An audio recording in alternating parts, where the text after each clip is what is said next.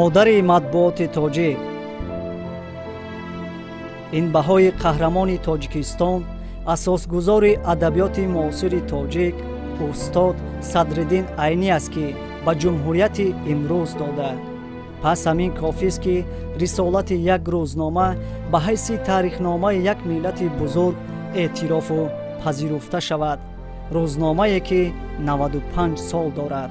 روزنامه‌ای که از قلم علامه‌های ملت سبزیده و تا به عمق فرهنگ ملی ریشه دوانده است و امروز میوه‌های شهدبارش کام این ملت کهن بنیاد را شیرین می‌کند. نخست شماره جمهوریت 15 مارس سال 1925 با نام عید تاجیک نشر شده در حیات سیاسی جمهوری نوتأسیس تاجیکستان رویداد مهم تاریخی گردید. آغاز از شماره دوم با نظرداشت آنکه تاجیکان واقعاً به بیداری سیاسی نیاز داشتند، روزنامه نام بیداری تاجیک را گرفت. چون این رسالت خود را در آخر سالهای 20 سربلندانه اجرا نمود، به آن در سال 1928 عنوان تاجیکستان سرخ داده شد. از 1 ژانویه سال 1955 با اسم تاجیکستان سوویتی منتظم انتشار می شود. سال 1990 آن به تاجیکستان شوروی تبدیل نام نمود. پس از استقلالیت دولتی جمهوریت نامگذاری می شود. استقلالیت به روزنامه و کارمندان آن بال و پر بخشید. با وجود بی‌سامانی‌های سالهای اول صاحب استقلالی، آن به آرمان‌های ملی صادق مانده از منفعت‌های دولت تازه بنیاد خویش دفاع می‌نمود. عنعنه‌های نیک گذشتگان خویش را راهبریت و هیئت ایجادی روزنامه با سربلندی ادامه داده در این راه گام‌های نو و استوار نهاده ایستادند.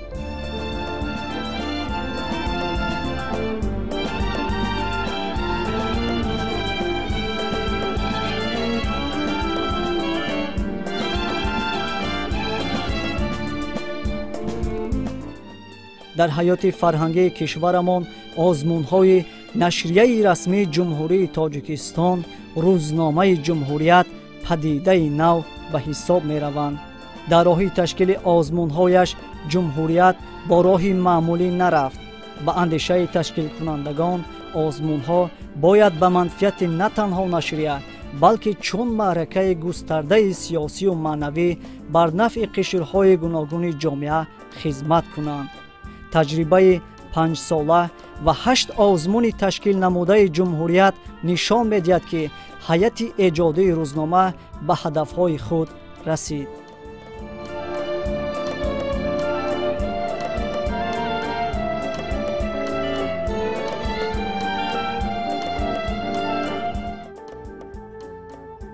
نخستین آزمون روزنامه به خاطره گرامی داشت ژورنالیست و شاعر شناخته تاجیک غائب سفرزاده در همکاری با مقامات اجرایی محلی حاکمیت دولتی ناحیه واسع تشکیل گردید.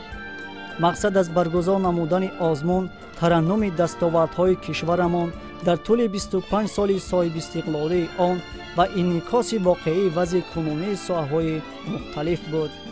با عباره دیگر ما مقصد داشتیم که ژانر تحقیقات ژورنالیستی را رونق و رواج داده در بالا بردن سطح دانش و جهانبینی و صیقل دادن ملکه و مهارت کسبی همقلمانمان سهمگزار باشیم. باعث خوشنودی است که همکسبانمان این اقدام ما را خوش پذیرفته در آن فعالانه شرکت ورزیدند.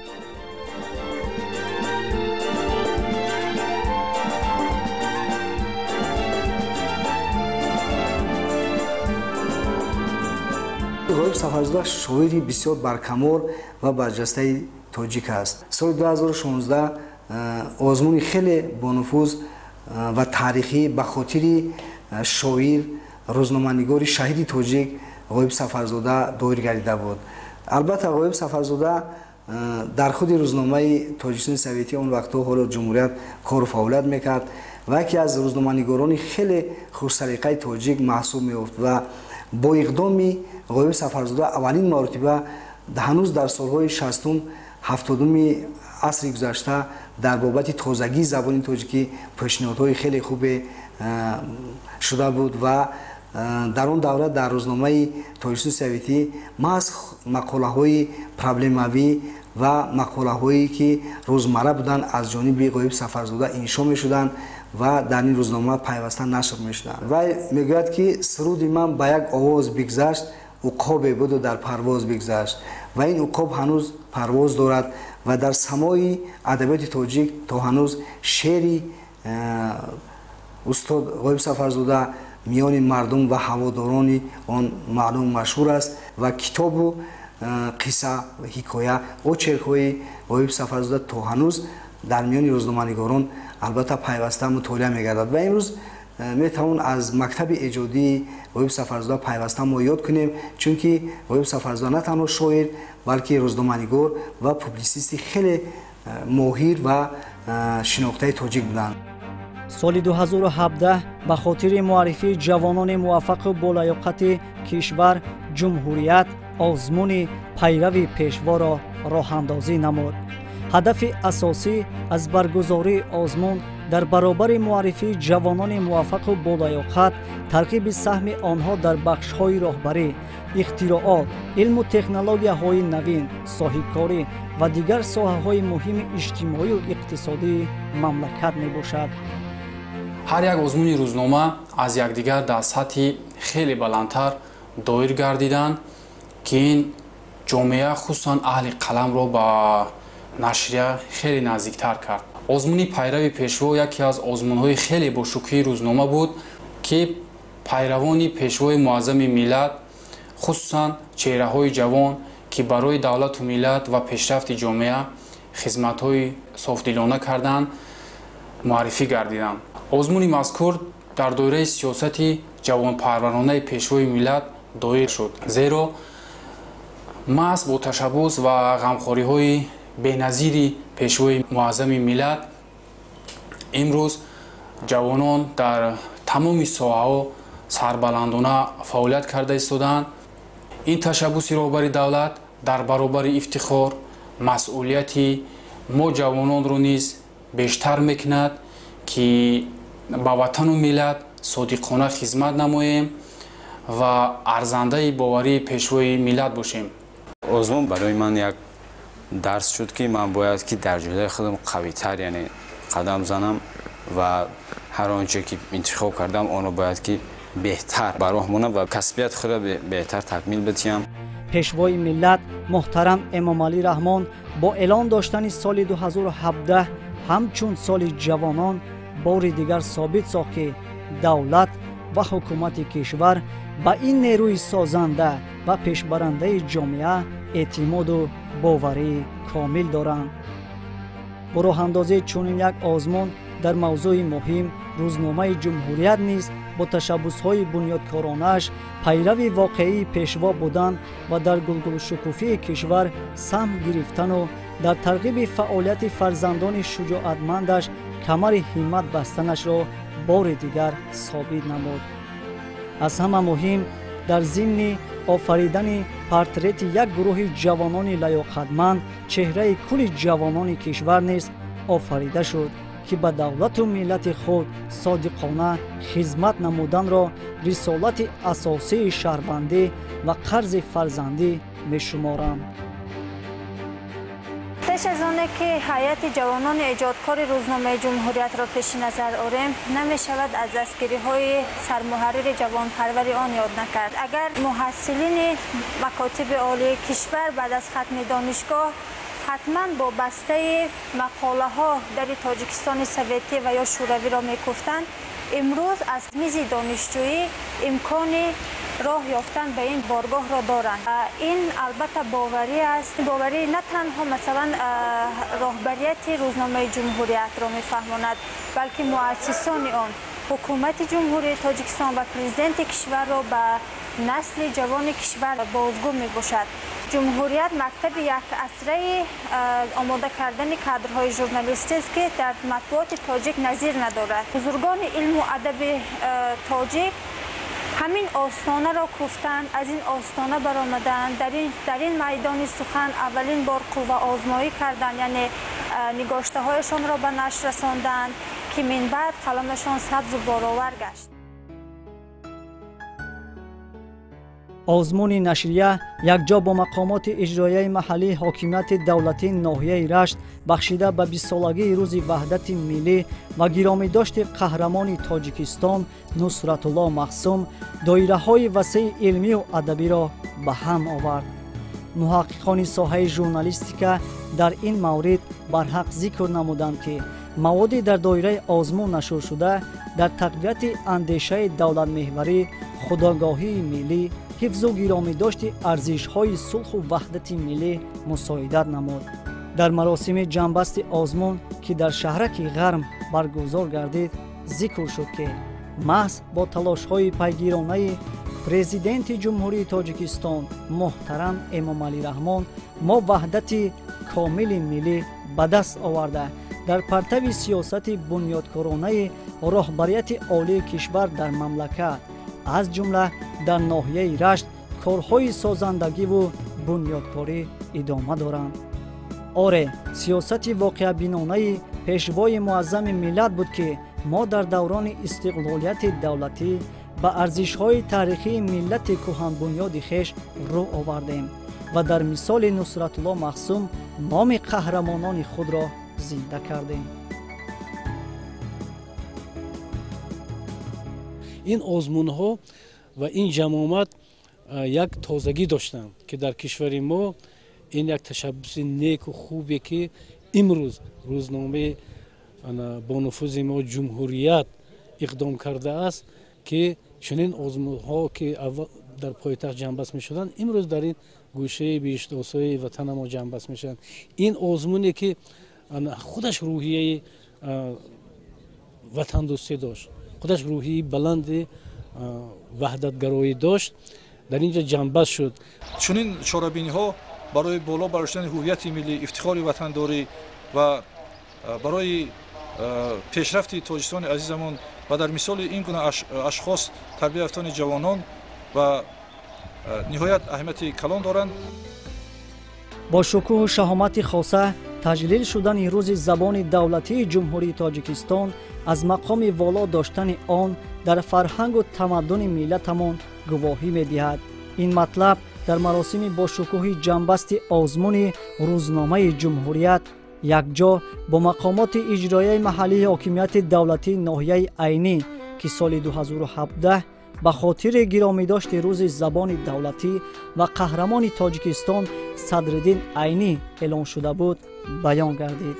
تاریخ و فرهنگ والای تاجیک ثابت ساخت که این زبان ما را در همه دور زمانها هستی بخشیده است. در آغاز اول عصر 20 نمیخواستند که زبان ما را اعتراف کنند و چون زبان دولتی بشناسند و هم چون ملت میخواستند تاجیک را از میان ببرند، ولی زبان نما و فرهنگ والایمون که با آن یعنی ایجاد شده است به این زبان ناب توانست اثبات کند که این ملت تاریخ بسا کهن و فرهنگ بالا و غنی دارد.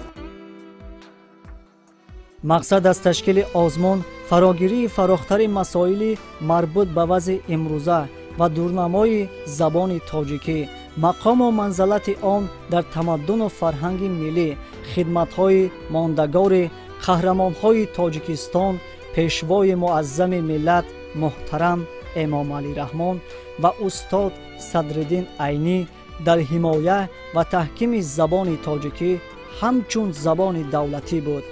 مؤلفان ما اهمیت تاریخی زبان تاجیکی را در فرهنگ و تمدن ملتمان تاکید نموده سرنوشت پرماجرای آن و بالاخره در زمان استقلالیت در پناه دولت قرار گرفتنش را بازگو، نقش پیشوای معظم ملت را در راه حمایه و گسترش آن مطرح و خدمت‌های ماندگار قهرمان تاجیکستان صدرالدین عینی را در این راه خیلی جالب و نشانرس بازتاب نمودند. شخصیت‌های بزرگ تاریخی نیست дар пойдорӣ, дар ривоҷи он, дар ҳифзи асолати он саъю кӯшиши бисёре ба харҷ доданд. масалан хидматҳои асосгузори адабиёти навини мо, қаҳрамони тоҷикистон устод Садриддин Айнӣ хидмат ва заҳматҳои кард, ки он барои таърих на танҳо мондагор аст, балки барои дигарон як дарси ибрат ба шумор меравад. ва мавқеи Садриддин Айнӣ дар муҳофизат ва пойдорӣ ва покизагии забон бесобиқа аст. зеро устод Айнӣ бо тамоми ҷонисорӣ, яъне сина сипар кардан ва ин миллат ва барои ин миллат ва ҳифзи он ва забони он ҳама саъю кӯшишро ба харҷ доданд. ҷанбасти озмуни дигари рӯзнома якҷо бо мақомоти иҷроияи ҳокимияти давлатии вилояти Суғд ва ноҳияи Бобоҷон Ғафуров бахшида ба 21-солагии рӯзи ваҳдати миллӣ ва гиромидошти қаҳрамони Тоҷикистон Бобоҷон Ғафуров бошад, дар қасри арбоб ба тантанаи ҳақиқии ваҳдату якдилӣ, худогоҳӣ ва бедории миллӣ табдил ёфт. дар толоре ки пас аз суханҳои таърихии асосгузори сулҳу ваҳдати миллӣ, пешвои миллат, президенти ҷумҳурии Тоҷикистон муҳтарам Эмомалӣ Раҳмон, ман ба шумо сулҳ меорам, кафкӯбии бардавоми умедворон ба сақф печида буд, баргузор шудани ҷанбасти озмуни ҷумҳурият дорои ҳикмати ба худ хос аст. ин қаср барои ваҳдати миллат аз оғоз хизмат кардааст ва дар оянда хизмат хоҳад кард. фарзандони барӯманде ки дар ин ҷо таваллуд шуданд, барои миллат хизмат карданд, намунаи ибрат ҳастанд. ҳамаи мақолаҳое ки чоп шуда буданд дар саҳифаҳои рӯзномаи ҷумҳурият ва сиёсати пешвои арҷуманди миллати мо муҳтарам Эмомалӣ Раҳмон ва ҳамчунин гиромидошти 110-умин солгарди таваллуди фарзанди фарзонаи миллат Бобоҷон Ғафуров ва шоҳасари он кас ки тоҷиконро машҳур карду сарвари давлат ба ин китоб баҳои хеле баланд доданд. бинобар ин ҳамин нуктаҳо буд ки имрӯз дар мадди назари қаламкашон аҳли зиёе ки мақолаҳо навишта буданд қарор доштанд. озмуни нашрия бо мақомоти иҷроияи ҳокимияти давлатии шаҳри Панҷакент бахшида ба соли рушди сайёҳӣ ва ҳунарҳои мардумӣ, бори дигар ба тамаддуну таърихи пуршараф, ҳунар ва ҳунармандони миллати худ, рушди сайёҳӣ дар кишвар ва муаррифии шоистаи он дар сатҳи ҷаҳон такони дигар бахшид. барои ман ҷолиб ин аст ки ҳар озмуни ҷумҳурият як ҳадафи баланди миллиро пайгирӣ мекунад ва ин озмунҳо танҳо барои тарғиби ҷумҳурият нест. ин озмунҳо озмунҳое ҳастанд барои он ки дар натиҷаи онҳо пажӯҳишҳои зиёде дар соҳаи илм, фарҳанг, маърифат ба вуҷуд омаданд. дар доираи ҷанбасти озмун иштирокдорон ба шаҳри бостонии Самарқанд сафар намуданд. дар байни халқҳои мо, дар байни давлатҳои мо ҳазорсолаҳо ягон сарҳад набуд ва ин сарҳадҳоро бо ибтикори ду сарвари давлат, ду пешвои миллат аз байн бурданд ва имрӯз мо метавонем ки озодона ба диёри ҳамдигар сафар намоем. шаҳри бостонии Панҷакент интихоб гардидани макони баргузории маросими ҷанбасти озмун бесабаб набуд, зеро он бо ёдгориҳои беназири таърихӣ чун саразми бостонӣ, Панҷакенти қадим, оромгоҳи саромади адабиёти форсу тоҷик, Абу Абдуллоҳи Рӯдакӣ, манзараҳои нотакрор, мавзеъҳои зебо, кайҳост ки мавриди таваҷҷӯҳи сайёҳони хориҷию дохилӣ қарор гирифтааст. бо итминони комил метавон гуфт ки ин ташаббуси беназири пешвои муаззами миллат ва дар доираи он баргузор шудани чорабиниҳои гуногун ва вусъат ёфтани бунёдкориҳо на танҳо дар рушду равнақи соҳаҳои ҳунармандиву сайёҳӣ, балки барои боло рафтани сатҳи иқтисодиёти кишвар саҳми арзанда гузошта нуфузи ватани маҳбубамонро дар арсаи байналмилалӣ боз ҳам баландтар хоҳанд бардошт.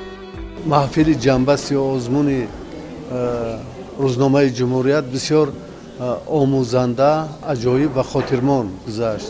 аз он ҷиҳат ки ҳам фарҳанги масалан сайёҳӣ я мамлакат қабул кардани сайёҳон аз кишварҳои дигар ин одобу фарҳанги хоси худша дорад, ҳам рушди ҳунарҳои мардумӣ ки аз ҷониби президенти мамлакат ин сол эълон шудааст, ин боз тамоми мардуми моро махсусан ҷавонои моро вазифадор мекунанд ки ба рушди ҳунарҳое ки аз ниёгони мо боқӣ мондааст як андоза дар гӯшаи фаромӯшӣ рафтанд, барои эҳёи онҳо масалан камари ҳиммат банданд ва шукри худо ки дар ин як сол корҳои бисёр назаррас ва зебо ба анҷом расид ва ана ҳамин ҷиҳат дар он мақолаҳое ки дар озмун аз ҷониби рӯзномаи ҷумҳурият эълон шуда буду дарҷ гашт бисёр хуб ва ҳаматарафа тарғиб ёфт. Тарғиби он мақолаҳо масалан дар мағзи мардум, дар мафкураи мардум ҷоб кардани эҳтироми ҳамо ҳунарҳои мардумӣ, эҳтироми он сайёҳоне ки ба мамлакати мо меоянд, дар ҳама ҷо пазироии онҳо ҳамин аст. ман гумон мекунам ки ин ҷанбасти озмун бисёр зебо гузашт. бо мақсади саҳмгузорӣ дар татбиқи сиёсати маорифпарваронаи пешвои муаззами миллат муҳтарам Эмомалӣ Раҳмон вобаста ба тарбияи насли ояндасози миллат дар роҳи худшиносиву худогоҳӣ ва ташаккули ҳисси ватандӯстиву фарҳангпарварӣ дар замири онҳо ҳайати эҷодии рӯзнома соли 2019 якҷо бо мақомоти иҷроияи ҳокимияти давлатии вилояти Суғд озмуни беҳтарин шеъри бачагонаро баргузор намуд. баррасӣ ва натиҷагирии шеърҳои пешниҳодшуда муайян намуд ки идораи рӯзнома ва мақомоти иҷроияи ҳокимияти давлатии вилояти Суғд ҳамчун ташкилкунандагони озмун дар иҷрои ҳадафҳои худ муваффақ гардиданд. зеро дар озмун баробари шоирони маъруфу шинохтаи кишвар Муҳаммад Ғоиб, Гулназар Келдӣ, Али Бобоҷон, Латофати Кенҷа, Ҷурра Ҳошимӣ, Озар Салим, Раҷаби Мусулмониён, Абдусаттори Раҳмон, ҳамчунин худи наврасон аз тамоми гӯшаву канори кишвари маҳбуб ширкат варзида, бо шеърҳои шогирдона вале пурмуҳтавои худ онро шукӯҳу шаҳомати хоса бахшиданд. дар маҷмӯъ шеърҳое ки дар доираи озмун мунташир гардиданд, пеш аз ҳама дар замири худи кӯдакону наврасон шавқу завқи аз худ намудани осори шеъриву насри адибони гузашта ва имрӯзаи халқи тамаддунофари тоҷикро бедор менамоянд ва боварии комил дорем ки дар рӯҳияи хештаншиносӣ ва меҳанпарастӣ ба камол расидани кӯдакону наврасон нақши шоиста хоҳанд гузошт.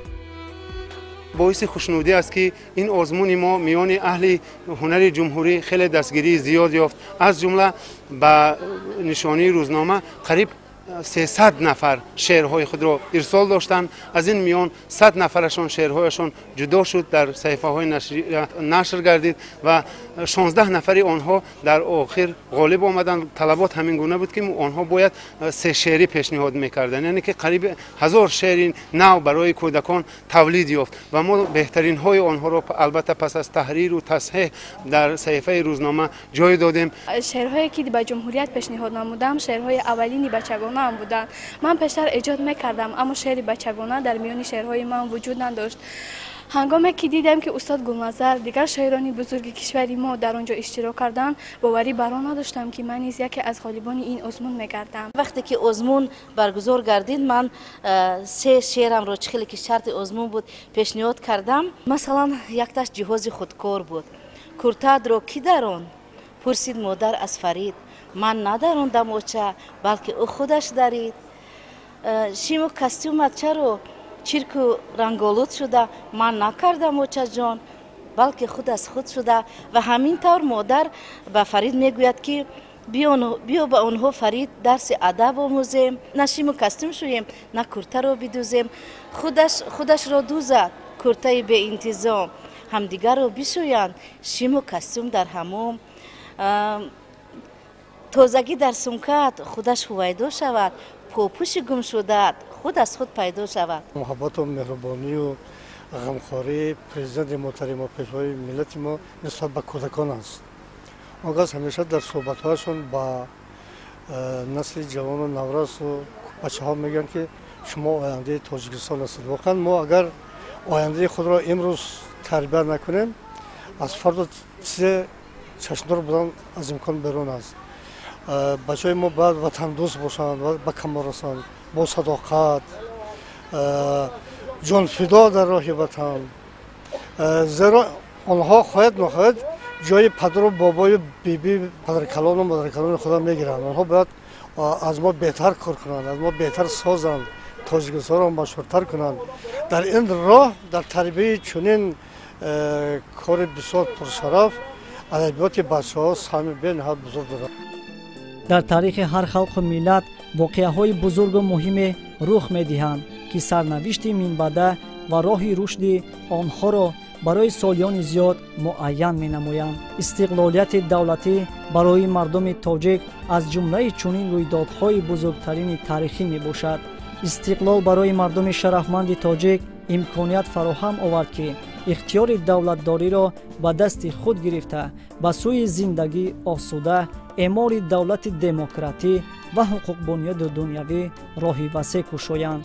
نشریه جمهوریت به منظور ترغیب و تمدن فرهنگ قدیمه ملتمان رشد کشور در دوران استقلالیت دولتی با مقامات اجرایی حاکمیت دولتی ولایت ختلان آزمون جمهوریوی تاجیکستان خانه امید ما را اعلان نمود.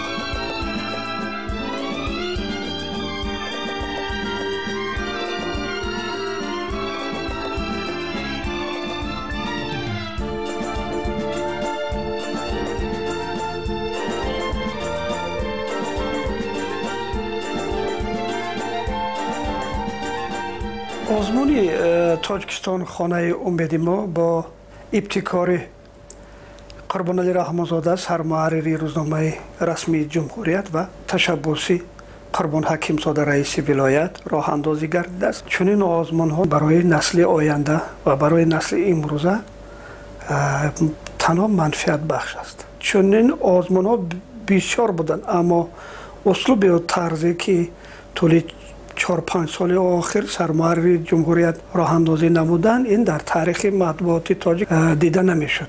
با تشکیل دادن یا تأسیس آزمون هایی که در دوام 4 سال آخر با حکومت های ناحیه واسع عینی، شهر پنجکین، شهر باباجان غفور و حکومت ولایت سوخت برگزار گردید، تعداد زیادی خوانندگان و شاعران و نویسندگان و پوبلیسیستان معروف تاجیکستان شرکت ورزیدند که این هم مرتبه روزنامه جمهوریت را و هم مرتبه پوبلیسیستیک و هم گرامی داشت شخصیت های بزرگ تاجیک را بار دیگر معروف گرداندند یا که محبوب گرداندند که با مشتریان آشنا گرداندند. با آزمون در 2 بخش نظم و پوبلیسیستیک بیش از 300 مطلب در قالب‌های مختلف شعری و ژورنالیستیکی و پوبلیسیستی وارد گردیده بیش از 100 شعر، 30 مؤلف و 70 مطلب عالمان، ادیبان و پوبلیسیستان و ژورنالیستان شناخته کشور روی چاپ را دیدند. چون همون احساس یا اندیشه یا تفکر وطنخواهانه که در وجودشان هست در اشعارشان میریزند و این را که به آزمون پیشنهاد میکنند و در روزنامه جمهوریت که چاپ شد خوانندگان بیشمار این شعرها را میخوانند. چون مردم ما مردم شعردان، مردمی که به ادبیات شوق و هوس بی اندازه دارد، حتما از این شعرها استفاده معنوی میبرند. گپ درباره آن است که این شعرهای شاعران، این سخنهای موزون در برانگیختن احساس وطنخواهانه هم‌ملتان ما کمک می‌کند. نشریه رسمی جمهوری تاجیکستان با برگزار نمودن آزمون‌های گوناگون در تبلیغ و تشویق فرهنگ پرغناوت خلق تاجیک سهم نظررس دارد. این راهی نوی بود که محض جمهوریت کاشفانه با آن رفت. در دایره آزمون‌های خود جمهوریت بهترین مؤلفان و آنهایی را با خود می‌برد که هم در سیاست، هم در فرهنگ و هم روزنامه‌نگاری دست توانا دارند. این خود برای خوانندگانی که سالها روزنامه را خوانده مؤلفان محبوب و پسندیده خود را یگان بار از نزدیک ندیدن دیداری نشاط بخش و ماندگار بود. آزمون‌های نوآورانه و گسترده جمهوریت گردش کلی صفتی و معنوی در ژورنالیستیکای وطنی اند. این سرآغاز باز یک لایحه ویژه روزنامه است. بهر با سخن والا و سازنده با خلق و وطن خود بیش از پیش ریشه پیوند گرفتند.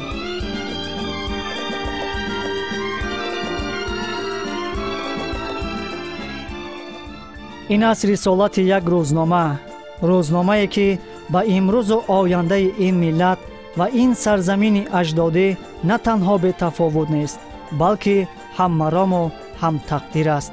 روزنامه‌ای که به وطن صداقت دارد.